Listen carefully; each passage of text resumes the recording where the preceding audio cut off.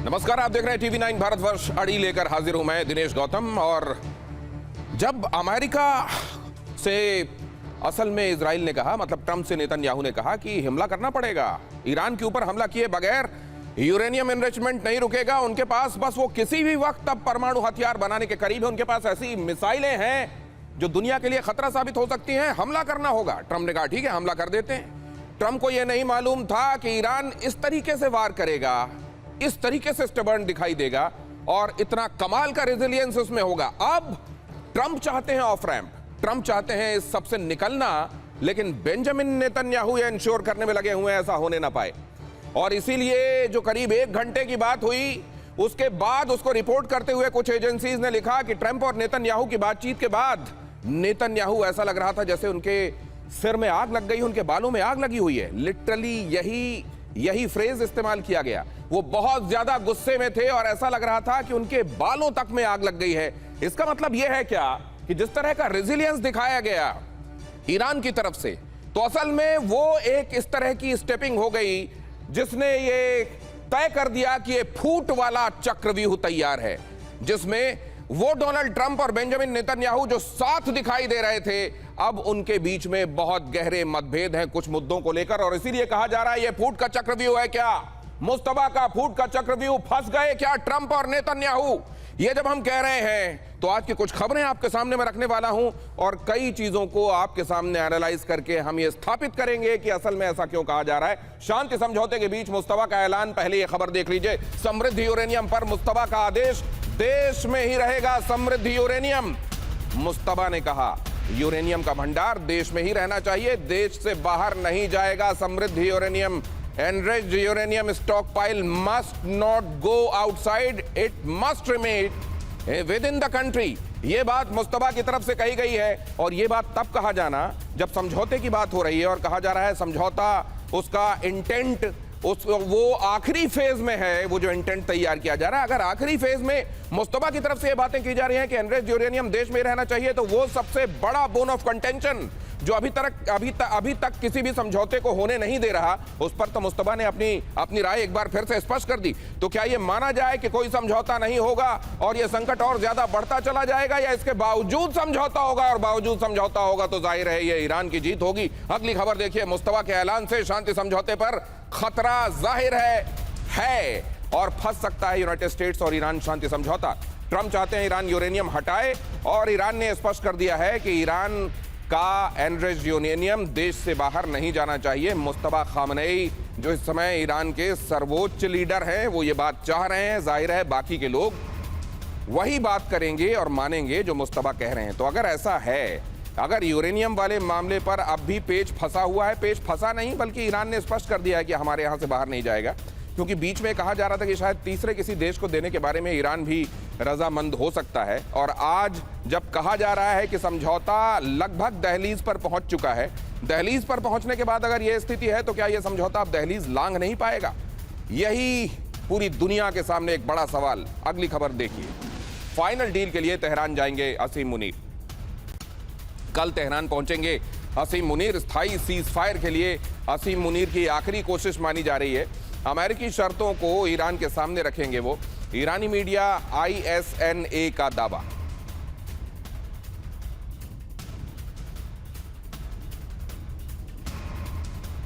ईरानी media ISNA की तरफ से दावा किया जा रहा है कि असीम मुनीर पहुंचेंगे और असीम मुनीर ईरान पहुंचकर इस शांति समझौते को सिरे पहुंचाने की, सिरे चढ़ाने की आखिरी कोशिश करेंगे। हमारे साथ जुड़ने वाले खास मेहमान आपको बताएंगे कि यूरेनियम को लेकर ईरान की तरफ से इस मौके पर आया हुआ यह बयान इसके पहले की तमाम कोशिशों को क्या एक तरीके से नल एंड वॉइड करता है, या एक बार फिर ईरान ने यह समझ लिया है कि अपनी पोजीशन को मैक्सिमलिस्ट रखकर ही वो डोनाल्ड ट्रंप के साथ किसी भी नेगोशिएशंस को जीत सकते हैं। हमारे साथ आज की शाम जुड़ रहे हैं एयर कमोडोर कार्तिकेय काले, प्रोफेसर अमिताभ सिंह, विदेश मामलों के जानकार, अशोक सज्जनहार, भारत के राजदूत रहे कई देशों में, और इसके अलावा आशीष कुमार सिंह, डिफेंस जर्नलिस्ट भी हमको ज्वाइन करेंगे बस कुछ ही देर में। लेकिन सबसे पहले एक बार फिर यूरेनियम को लेकर ईरान की रेड लाइन, इसके मतलब क्या है समझौते के मुतालिक? अशोक सज्जनहार सर।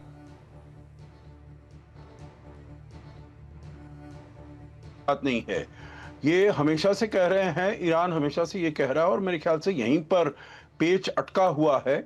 हम ये जानते हैं मुश्तबा खामेनी ने, अब ये किसी को नहीं मालूम है जो उनके हालात कैसे हैं, वो जिंदा हैं, जिंदा नहीं हैं, कितने जख्मी हुए हैं, कहाँ पर हैं, किसी को नहीं मालूम है। परंतु उनकी तरफ से ये फरमान जारी होते हैं और फरमान को सभी कहते हैं जो सबको ये मानना चाहिए। और क्योंकि वो आईआरजीसी के सपोर्ट से आए हैं, जो भी उनके फरमान आते हैं वो आईआरजीसी के सपोर्ट में ही होते हैं। तो इसीलिए उनकी तरफ से ये कहा गया है जो हम नहीं देंगे न्यूक्लियर, जो हमारे पास रिसोर्सेज हैं, एसेट्स हैं, मटेरियल है, उसको हम बिल्कुल नहीं वापस करेंगे। तो वही उनकी पोजीशन बनी हुई है। जहां तक राष्ट्रपति ट्रंप की बात है, देखिए दिनेश, उनकी भी पोजीशन यही है। आपने 28 फरवरी से अब तक कितनी बारी सुना है जो हम बिल्कुल ही करीब पहुंच चुके हैं, आखिरी समाधान के बिल्कुल ही पास पहुंच चुके हैं, और फिर वहां पर आकर ये कहना जो ईरान हमसे बहुत वो चाहता है जो कोई ना कोई समझौता किया जाए, परंतु आखिरी में राष्ट्रपति ट्रंप कहते हैं जो उन्होंने शर्तें दी हैं वो हमें मंजूर नहीं है। तो इसीलिए मेरे विचार से ये वाला इसका बहुत बारी हम देख चुके हैं। परंतु अब ईरान ने बता दिया है अमेरिका को, जो वो उसके पास भी कुछ ऐसे हथियार हैं। लेकिन अशोक सर, बीच में तो ये बात चल रही थी कि शायद किसी थर्ड कंट्री को देने के संदर्भ में भी ईरान के भीतर सोचा जा रहा है। ये सोचा जा रहा है कि एनरिच्ड यूरेनियम क्या वहां रखवाया जाए। क्या ये उस संदर्भ में बात चल रही थी कि रशिया को देने के बारे में ईरान सोच रहा है, या उस समय ये खबरें आई तो थीं लेकिन ये वैसी पुष्ट और मजबूत नहीं थी जैसे आज की ये खबर है कि एनरिच्ड यूरेनियम देश के भीतर ही रहना चाहिए, मुस्तफा खामनेई कह रहे हैं। प्रोफेसर अमिताभ, आपका क्या मानना है इस पर? देखिए, ये पहली बार नहीं हुआ है कि यूरेनियम को वहां से बाहर निकालने की बात की जा रही है। जब ये 2015 में एग्रीमेंट हो रहा था, उस समय भी रूस ने ये अग्री किया था कि वहां जितने भी हाईली एनरिच्ड यूरेनियम है उनको वहां से बाहर निकाला जाए। लेकिन उस समय वो निकाला गया, रूस में दिया गया। इस समय और 2017 में जब ट्रंप आए और ये खत्म कर दिया गया, तब से लेकर अब तक ये स्टेलमेट है अमेरिका और ईरान के बीच।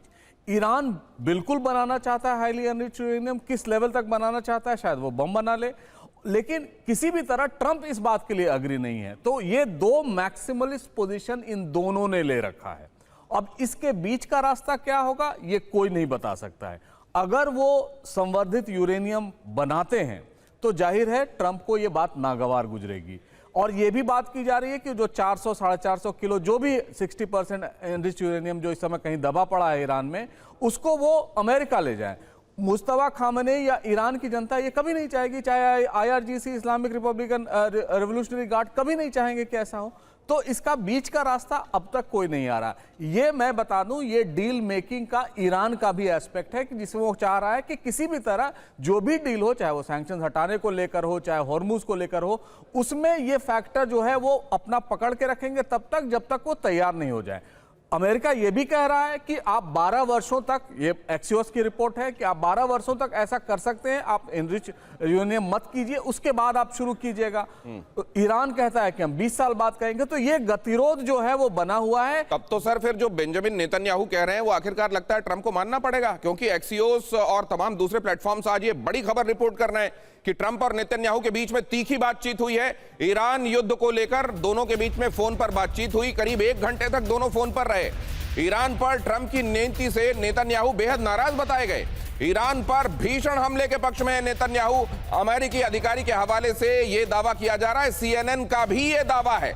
तो अगर ऐसा है, और यह तक कहा जा रहा था कि उसके बाद वो इतने ज्यादा नाराज थे कि मानो उनके बालों में आग लग गई हो, कार्तिकेय काले सर, तो ये तो फिर ये डोनाल्ड ट्रंप का कहना है कि we are on the verge of getting something so far as जिसको आप समझौता कह ले, ये तो लग ही नहीं रहा है कि ये सिर्फ क्या कुछ एक लोगों को ये बताने के लिए, मार्केट को मैनिपुलेट करने के लिए ये स्टेटमेंट दिए जा रहे हैं क्या? नहीं, मुझे नहीं लगता दिनेश जी मार्केट को मैनिपुलेट करने के लिए दिए जा रहे हैं, बिकॉज पहले से ही क्लियर है, और जब से हम इस टॉपिक पे डिस्कशन कर रहे हैं तब से मैंने मेंटेन किया है कि इजराइल के लिए ये एक एग्जिस्टेंशियल थ्रेट है।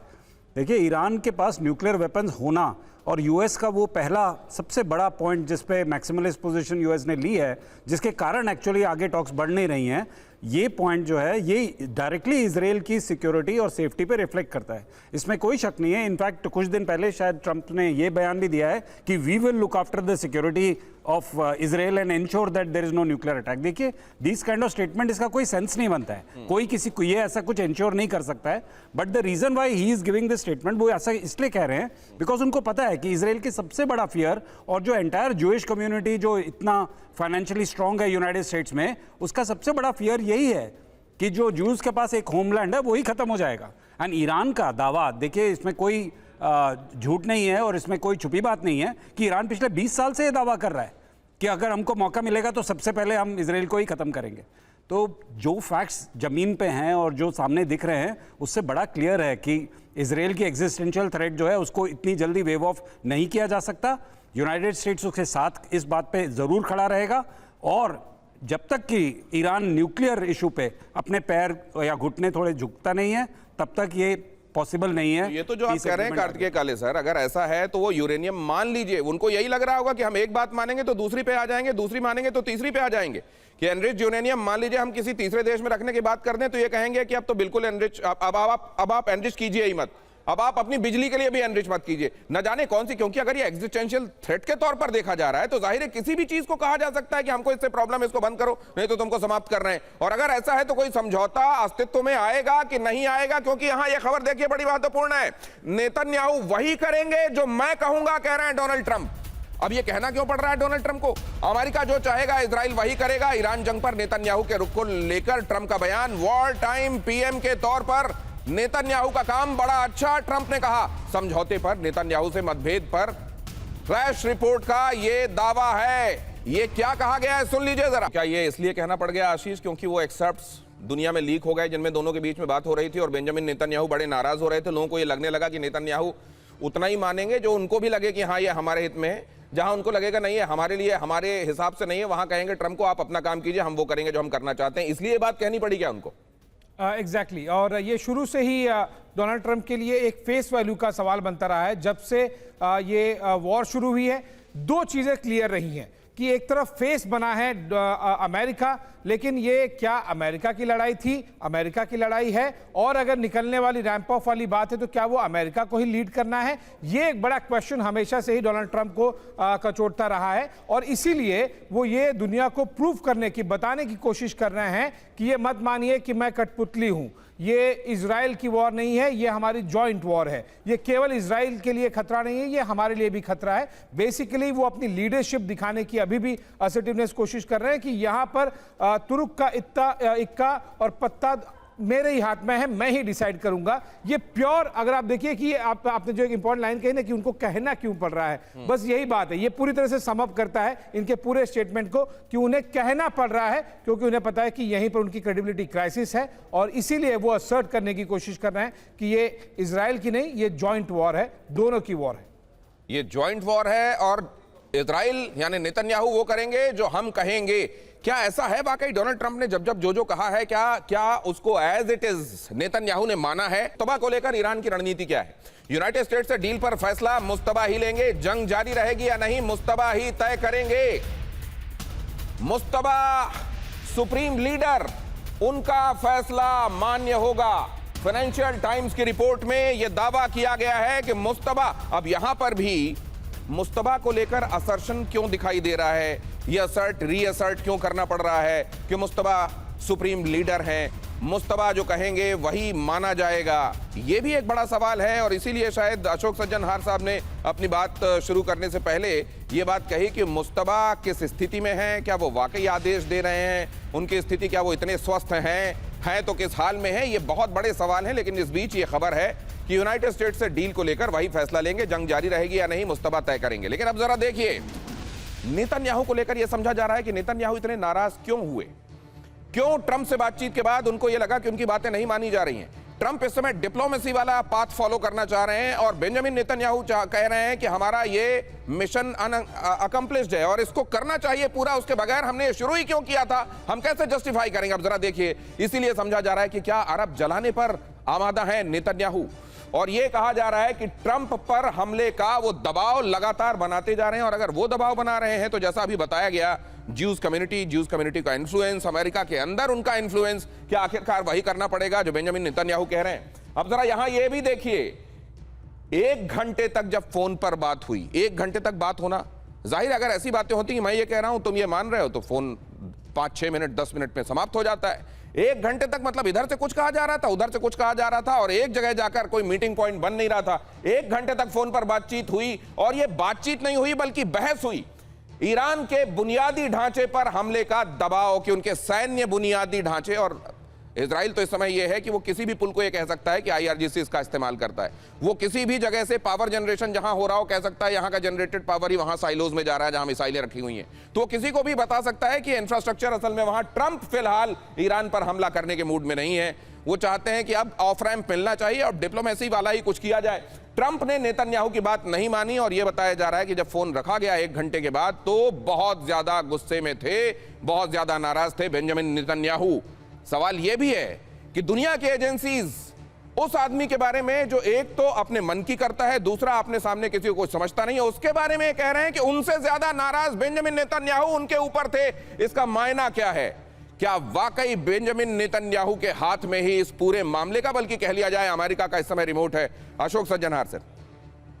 देखिए, अभी तक तो ऐसा ही प्रतीत हो रहा था। जो ये सबसे बड़ी मंशा थी बेंजामिन नेतन्याहू की, शुरुआत से जो किसी न किसी प्रकार से वो अमेरिका को भी ये युद्ध में लाए, ईरान के विरुद्ध युद्ध में लाए।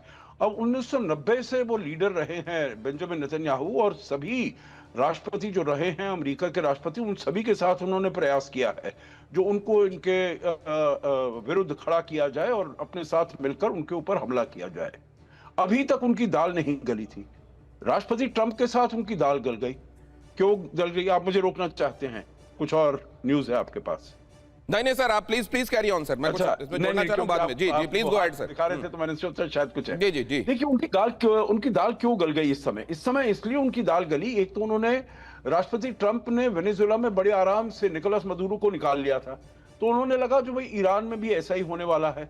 दूसरा, उन्होंने बता दिया जो ईरान सबसे अपनी वीकेस्ट पोजीशन में है इस समय, क्योंकि उन्होंने कहा देखिए जनवरी में कितने उनके विरुद्ध प्रोटेस्ट हुए, डेमोन्स्ट्रेशन हुए, कितने 30-40 हजार को उन्होंने सड़कों पर मार दिया। आपने थोड़ा सा उनके जो शीर्ष नेताओं को आपने खत्म किया तो ये सभी सड़कों पर उतर आएंगे। और आपने देखा है 2022 में महसा अमीनी थी, उसके बाद में कुछ और आया है जब ये रियाल को उन्होंने डिप्रिशिएट कर दिया वगैरह। तो ये उनको झांसा दे दिया उन्होंने राष्ट्रपति ट्रंप को, और राष्ट्रपति ट्रंप आ गए। परंतु ये जो 2 चीजें थी, एक हॉर्मुज का रोकना, क्योंकि अभी तक 47 साल से ईरान ने हॉर्मुज के ऊपर कोई एक्शन नहीं लिया था।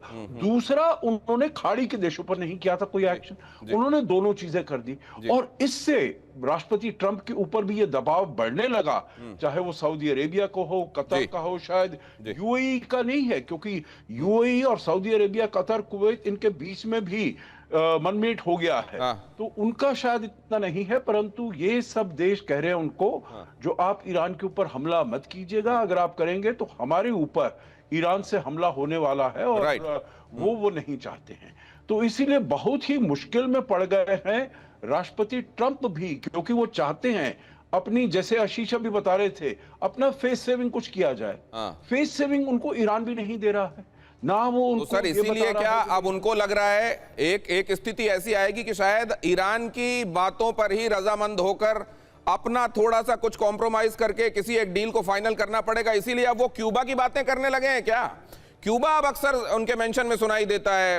राउल कास्त्रो पर अमेरिका अब एक्शन लेने, केस करने की बात कर रहा है। पुराने मामले में अब वो फाइलें खोल रही हैं। क्या इसीलिए कि इधर से डाइवर्ट किया जाए? ये भी सवाल लेकर मैं आपके पास आऊंगा। हॉर्मुज पर कंट्रोल टूट रहा है, ऐसी खबरें आ रही हैं। हॉर्मुज स्ट्रेट से गुजरे कई कॉमर्शियल शिप्स, 24 घंटे में 26 जहाजों ने पार किया हॉर्मुज स्ट्रेट। चीन और कतर के ऑयल टैंकर हॉर्मुज से गुजरे। अब ये कैसे पता चलेगा आशीष कि किसका कंट्रोल, किसका ब्लॉकेट कंट्रोल टूट रहा है? वो प्योरली जब शिप्स पास करते हैं तो वो किस फ्लैग के हैं। 90% शिप्स आप देखेंगे पिछले 2 महीने में जो पास हुए हैं, जब से स्ट्रेट ऑफ हॉर्मुज पर ईरान ने उसको वेपनाइज किया है, वो क्लियरली वो शिप्स हैं जो या तो रशिया, या तो चाइना, या फिर यूएस ने सैंक्शंस किए हैं। ये प्योर वो शिप है। तो ये बहुत क्लियर है। भले ही यूएस, तो फिर यहाँ पे ब्लॉकेड है, ब्लॉकेड से शिप गुजर जा रहे हैं, फिर गुजर जाने वाले कुछ शिप्स पर उनको संचालित करने वाली कंपनियों पर सैंक्शन की बात डोनाल्ड ट्रंप करते हैं, लेकिन जब चाइना जाते हैं तो कहते हैं हम इन पर से हम सैंक्शंस हटाने वाले हैं। तो ये चल क्या रहा है? चाइना विजिट में से इसका कोई भी उनका आउटकम जो वो चाह रहे थे किसी तरह से निकले, वो बिल्कुल भी निकला नहीं है, बल्कि उन्हें मुंह की खाना खा के रिटर्न आनी पड़ी है। आप इंपॉर्टेंट ये देखिए कि जो ब्लॉकेड वर्सेस ब्लॉकेड वाला सिचुएशन अमेरिका ने कोशिश की थी, भले ही सेंट्रल कमांड ट्विटर पर क्लेम कर रहा है कि अब तक हमने 64 कर दिया, अब तक हमने 74 शिप्स को रिटर्न कर दिया, लेकिन आप प्रैक्टिकली जो तस्वीरें होती हैं, क्लेम के मुकाबले तस्वीरें होती हैं, सैटेलाइट मैप्स, रडार मैप्स जो आ रहे हैं, वो क्लियरली ये दिखा रहे हैं कि अभी तक IRGC के कंट्रोल में लार्जली है। नो डाउट 2-4 मरीन्स उन्होंने डिप्लॉय किए, उतारे, एक आध शिप्स पर अटैक किया, डिसेबल किया उन्हें, लेकिन आप लार्ज कंट्रोल आप देखेंगे तो वो ईरान का ही रहा है स्ट्रेट ऑफ हॉर्मुज में। और अगर ये नहीं रहता तो फिर अब तक डोनाल्ड ट्रंप इस परिस्थिति में नहीं होते, और ना ही ईरान अब तक इस समय की जो एक डोमिनेंस पावर जिसे कहते हैं कि एटलीस्ट टेबल पर नेगोशिएशन के लिए वो जिस शक्ति से बैठा है, जिस शक्ति से वो अपनी बातें कर रहा है, वो स्ट्रेट ऑफ हॉर्मुज के बिना नहीं होता। एक महत्वपूर्ण खबर आ रही है। अब देखिए डोनाल्ड ट्रंप की ये स्टेटमेंट सुनिए उनका, और फिर आप अंदाजा लगाइए डोनाल्ड ट्रंप क्या क्या सोच रहे हैं। इजराइल में मेरी रेटिंग 99% कह रहे हैं डोनाल्ड ट्रंप। अमेरिका के बारे में नहीं, इजराइल के बारे में वो कह रहे हैं। आप बिल्कुल सुन रहे हैं, बिल्कुल ठीक सुन रहे हैं। इजराइल में मेरी रेटिंग 99% वो कह रहे हैं। चाहूं तो इजराइल के पीएम का चुनाव लड़ सकता हूं। ये इनसिक्योर महसूस कराना चाहते हैं क्या नेतन्याहू को? इजराइल को लेकर ट्रंप का ये बड़ा दावा सुनिए। तो ये तो आपने सुना ही था कि वेनेजुएला का प्रेसिडेंट तो इनफैक्ट मैं ही हूं। ये भी उन्होंने कहा था कि हम इस इलाके में असल में घूमने के लिए आए हुए हैं, ये ईरान वाले इलाके में, जब यहां से लौटेंगे तो हो सकता है यहां का प्रेसिडेंट मैं हो जाऊं। क्यूबा के संदर्भ में वो ये बातें कर चुके हैं, ग्रीनलैंड के लिए भी बातें करते हैं। तो ये कुल मिलाकर स्ट्रेट ऑफ हॉर्मुज को स्ट्रेट ऑफ ट्रंप कहा जाना चाहिए। और यहां इजराइल में मेरी रेटिंग 99% है। अब जरा ये देखिए किन किन मुद्दों पर ट्रंप और नेतन्याहू में बहस हो रही है। ट्रंप का पक्ष क्या है और नेतन्याहू क्या कह रहे हैं? ट्रंप का पक्ष है डिप्लोमेटिक तरीके अब आजमाए जाने चाहिए, क्योंकि 40 दिन की लड़ाई के बाद भी ये दिखाई नहीं दे रहा था कि हम पॉजिटिव आउटकम की तरफ जा रहे हैं। नेतन्याहू का कहना है कि डिप्लोमेसी पर बहुत शक है, ये काम करेगा कि नहीं, सीधे सीधे बम फोड़ो वो ये काम करता है, नेतन्याहू का कहना है। ट्रंप का पक्ष है कि मध्यस्थों के जरिए नया फ्रेमवर्क बनाने की कोशिश किया जाना चाहिए। नेतन्याहू का कहना है कि अब और देर करने का कोई मतलब नहीं है, जो बढ़त हमने कायम की थी, हमने जो इतनी मेहनत की थी, 40 दिनों में जो हमने आहुतियां डाली हैं, उसका अब पूर्णाहुति का वक्त आ गया है। ट्रंप का पक्ष है हमने हमले रोककर डिप्लोमेसी पर जोर देना शुरू किया है। ये कह रहे हैं कि सैन्य हमले जारी रखना जरूरी है, वरना पूरे किए धरे पर पानी फिर जाएगा। और इसीलिए दोनों के बीच में जब बातचीत हुई तो डोनाल्ड ट्रंप क्योंकि ये बात नहीं मान रहे थे, बेंजामिन नेतन्याहू बहुत नाराज दिखाई दिए। यहां ट्रंप ने कहा डील के जरिए युद्ध खत्म करवाने पर जोर लगाना चाहिए। नेतन्याहू ने कहा सैन्य दबाव तो बनाए रखना चाहिए। तो क्या एक ऐसी स्थिति भी कार्तिकेय काले सर हो सकती है जहां मान लीजिए कि पेपर पर कोई डील एक साइन हो जाए, लेकिन इजराइल की तरफ से उनके ऑपरेशंस वो हमस में भी चल रहे हैं, वो हिजबुल्लाह के ऊपर चला ही रहे हैं, वो अपना शैडो वॉर एक तरीके से जारी रखें?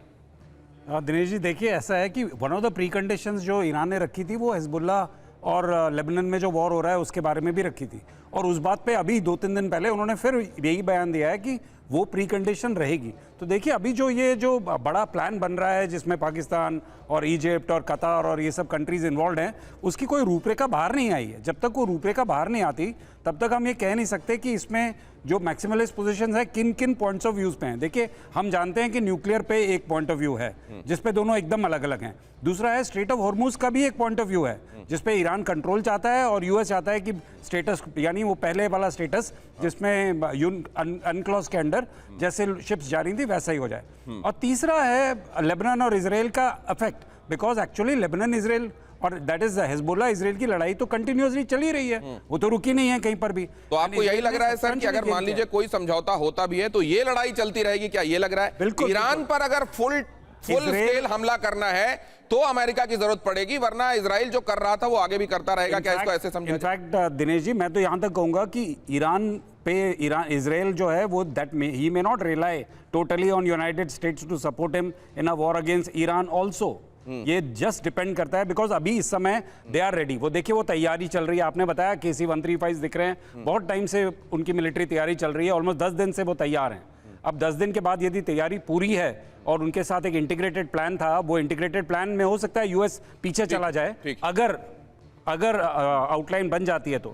लेकिन अगर आउटलाइन इजराइल के हिसाब से सही नहीं है तो there is a good possibility Israel में कंटिन्यू। इजरायली सेना के ठिकाने पर बमबारी, इजरायली सेना के मिलिट्री व्हीकल को कैसे निशाना बनाया गया इन तस्वीरों में देखिए। आशीष इसको एक्सप्लेन करेंगे। आशीष, क्या ये वही एफपीवी है क्या ये? एग्जैक्टली ये एफपीवी, और जिस फ्रंट की काले सर बात कर रहे थे, ये कुछ मिनटों पहले ही ये एक एफपीवी ड्रोन का विजुअल्स आए हैं। ये किस तरह से लगभग 1 मिनट का है, दर्शकों को अगर हम एंड तक दिखा पाएँ तो यहाँ पर वो कैसे जाके ड्रोन हिजबुल्लाह के सदर्न लेबनान में इजरायली ठिकाने पर ये ब्लास्ट होता है।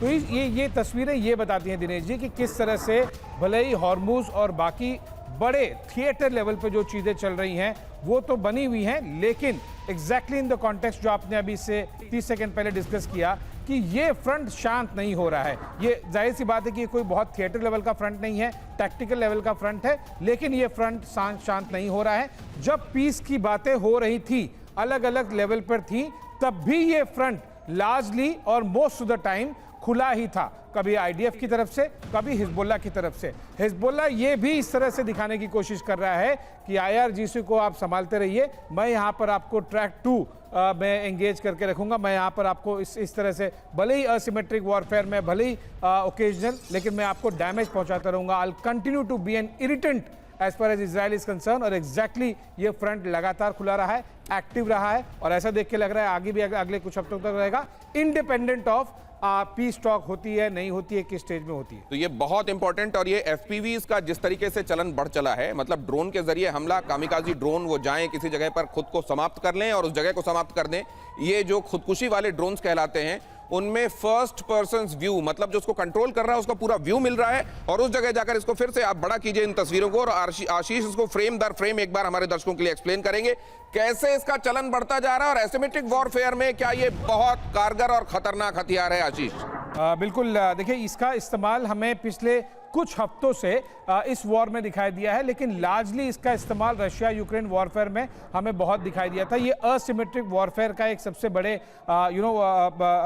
वेपन्स में से एक है। इससे एक ज़रूर ये चीज़ होती है कि आप भले ही सामने वाला कोई बड़ा फोर्स है, लेकिन अगर आप एफपीवी की कैपेबिलिटी रखते हैं, जैसे कि हिजबुल्लाह यहाँ पर डेमोन्स्ट्रेट कर रहा है, ये अगर आप कैपेबिलिटी रखते हैं तो जाहिर सी बात है कि सामने आईडीएफ फोर्स को बहुत ज़्यादा नुकसान होगा। ये जो लाल आ रहा है ना, if I am not wrong काले सर, ये लॉक ऑन वाली सिचुएशन दिखा रहे हैं कि एग्जैक्टली एफपीवी ड्रोन कहाँ पर जाकर हिट करने वाला है, और वो लॉक ऑन करके आप ये यहाँ पर एक व्हीकल है, आर्मर्ड व्हीकल। तो जब ये एफपीवी यहाँ इतनी ज्यादा तादाद में कार्तिकेय काले सर यूज किए जा रहे हैं, तो इस तरह के, अब इसको शेल्टर कहा जाए, खुद के लिए एक आश्रय उन्होंने बना रखा है, सैनिकों ने इस जगह पर क्या बना रखा है, और क्या ये सुरक्षित नहीं है, ये वो नहीं जानते हैं सर इस तरीके की स्थिति? नहीं, देखिए ऐसा है ना, एफपीवीज का सबसे बड़ा एडवांटेज और ड्रोन्स का सबसे बड़ा एडवांटेज है कि फुल फ्रेम तस्वीरें रखिए। एक तो वो बहुत अनऑब्ट्रूसिव है, दैट मीन्स कि वो दिखते नहीं है, वो जनरली बहुत क्वाइट रहते हैं, स्पेशली विद आजकल के जो नए इंजन आ रहे हैं उसमें बहुत क्वाइट रहते हैं, और जो वॉरहेड है वो केवल उतना ही है कि वो एक क्लोज स्पेस में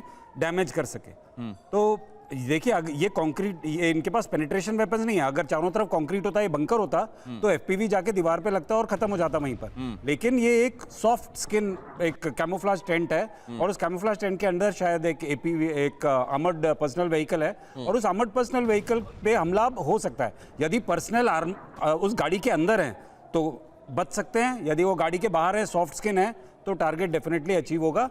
तो ये एक एक्चुअली एंटी पर्सनल वेपन है एफपीवी, इससे आप डैमेज कर सकते हैं लोगों को, पर तो इससे ज्यादा कुछ हो नहीं सकता। ठीक है, इससे ज्यादा और आगे कुछ नहीं, लेकिन एफपीवीज यहां खास तौर से हिजबुल्लाह की तरफ से आपने देखा होगा माकवा टैंक के खिलाफ, वहां जो आईडीएफ पहुंचा हुआ है, वो जहां पर उसके दस्ते होते हैं उसके खिलाफ बड़ा इफेक्टिवली उधर यूज किया जा रहा है। और इधर ईरान में फिर आया तेज भूकंप, फार्स प्रांत वहां का जो है 4 तीव्रता का भूकंप, और यहां जब भी इस समय भूकंप आ रहा है उसको जमीन की कोई गतिविधि नहीं, यह समझा जा रहा है कि कोई एटॉमिक एक्टिविटी तो नहीं चल रही है। यूरेनियम फैसिलिटी से कुछ ही किलोमीटर दूर पर यह भूकंप आया, रिपोर्ट्स बता रही हैं। ईरानी स्टेट मीडिया तस्नीम न्यूज की रिपोर्ट है, और इस समय तो अगर यह सामान्य भूकंप भी होगा तो इसको समझा जाएगा कि कहीं यहां परीक्षण तो नहीं चल रहा है। अब जरा यह भी देखिए, युद्ध से पीछे क्यों हट रहे हैं ट्रंप, क्यों बेंजामिन नेतन्याहू को गुस्सा आ रहा है, आज की जो सबसे बड़ी खबर है उसके इर्द गिर्द ये एनालिसिस भी जरूर देखिए। युद्ध से पीछे क्यों हट रहे हैं ट्रंप, कुछ एक चीजें आपके सामने।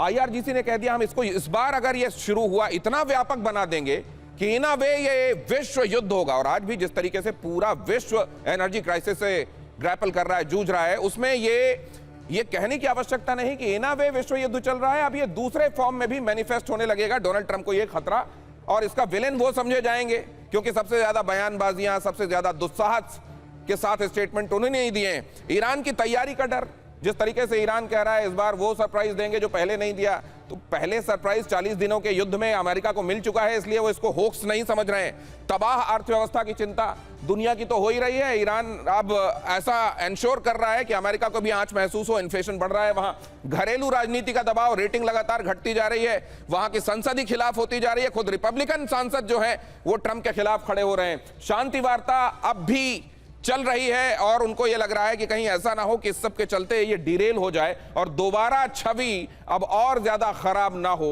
डोनाल्ड ट्रंप कहें कुछ भी, लेकिन अंदर ही अंदर तो ये चलता होगा कि कहीं मैं पूरी दुनिया के लिए विलेन तो नहीं बनता जा रहा हूं, क्योंकि ये खबरें भी आने लगी कि डोनाल्ड ट्रंप की सदारत में खुद अमेरिका की रेटिंग विश्व भर में घट रही है। ईरान अमेरिका डील को लेकर तेज हुई अटकलें। अगली खबर देखिए, तेहरान को बड़ा राहत पैकेज ऑफर होने का दावा। 25 अरब डॉलर का फंड रिलीज होने की चर्चा। 30 दिन के ऑयल सेल्स छूट पर भी बातचीत का दावा। न्यूक्लियर बातचीत से पहले गारंटी मांग रहा है ईरान। तो क्या ईरान को यह लग रहा है कि ये गाजर लटकाकर हमसे साइन कराकर बाद में कुछ ना दें, इसलिए पहले गारंटी लेनी चाहिए? प्रोफेसर अमिताभ, इसमें सबसे बड़ा न्यूक्लियर वेपन जो न्यूक्लियर जो फिसाइल मटेरियल है उसको निकालने की बात क्यों हो रही है? क्योंकि ये दोनों का बार्गेनिंग चिप है। वो चाहते हैं मैक्सिमम कि ये निकाल दें, ये चाहते हैं कि हम निकालेंगे नहीं।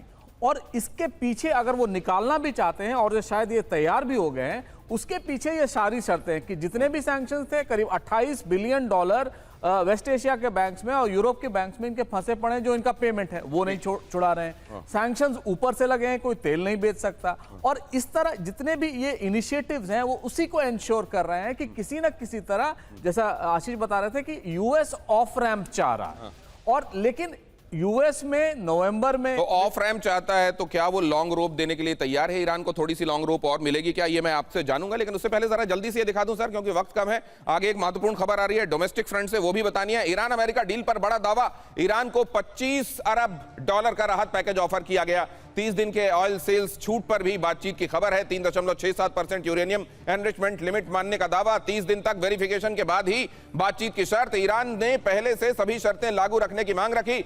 यूरेनियम विदेश भेजने के प्रस्ताव की भी चर्चा हो रही है और स्ट्रेट ऑफ हॉर्मुज पर नई बातचीत शुरू होने का दावा किया जा रहा है। ओपन सोर्स इंटेल के हवाले से यह खबर है। अब जरा देखिए अगली खबर। अमेरिका इजराइल को ईरान की विनाशक चेतावनी। अगले 48 घंटों में दुनिया देखेगी ताकत। ईरान को डराना नामुमकिन है।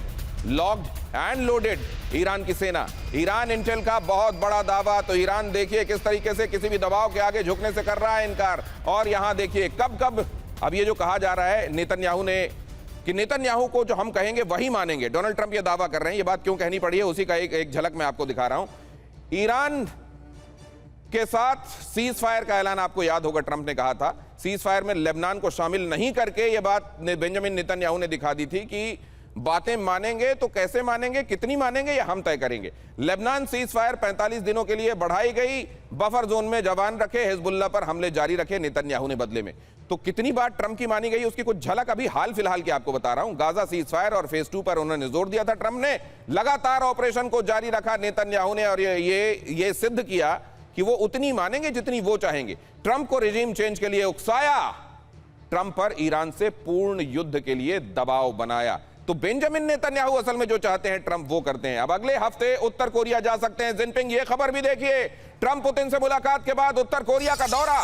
शी जिनपिंग की सुरक्षा टीम उत्तर कोरिया पहुंची। बीजिंग ने अपने नए रणनीतिक गठजोड़ के संकेत दिए। तो उधर देखिए शी जिनपिंग पहले डोनाल्ड ट्रंप से मिलते हैं, फिर पुतिन उनसे मिलने आते हैं और अब वो मिलने जा रहे हैं किम जोंग उन से। शी के नॉर्थ कोरिया जाने की क्रोनोलॉजी भी आपको जल्दी से देख लेनी चाहिए। ये क्या है, ये क्रोनोलॉजी क्या कहती है? पहले शी जिनपिंग बीजिंग में ट्रंप से मिलते हैं।